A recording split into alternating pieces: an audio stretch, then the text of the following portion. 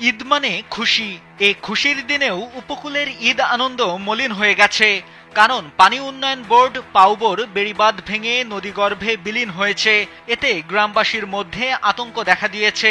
স্থানীয় গ্রামবাসী স্বেচ্ছাশ্রমের ভিত্তিতে ভাঙন পয়েন্টে বিকল্প রিং বাঁধ নির্মাণের চেষ্টা করলে তাও ব্যর্থ হয়। ৩১ মার্চ সকাল 8:45টার দিকে পাউবো বিভাগ ২-এর আওতাধীন সাতক্ষীরার আশাশুনির বিছট গ্রামের আব্দুর রহিম সর্দারের ঘেরের কাছ থেকে প্রায় ২০০ ফুট এলাকা জুড়ে বেড়িবাঁধ হঠাৎ করে খোলপেটুয়া নদীগর্ভে বিলীন হয়ে যায়। স্থানীয়রা জানান, দ্রুত ভাঙন পয়েন্টে একটি বিকল্প রিং বাঁধ নির্মাণ করা না গেলে জোয়ারের সময় বিছট গ্রাম সহ আশপাশের ৭-৮টি গ্রাম খোলপেটুয়া নদীর পানিতে প্লাবিত হবে। সাতক্ষীরা পাউবো বিভাগ ১-এর নির্বাহী প্রকৌশলী মোহাম্মদ সাখাওয়াত হোসেন জানান, বেড়িবাঁধ ভাঙনের খবর পেয়ে তারা ডিপার্টমেন্টের কর্মকর্তাদের সেখানে পাঠায়। স্থানীয় গ্রামবাসী স্বেচ্ছাশ্রমের ভিত্তিতে সেখানে কাজ করছে। তারা পানি উন্নয়ন বোর্ডের পক্ষ থেকে জিও ব্যাগের ব্যবস্থা করেছে। বিষয়টি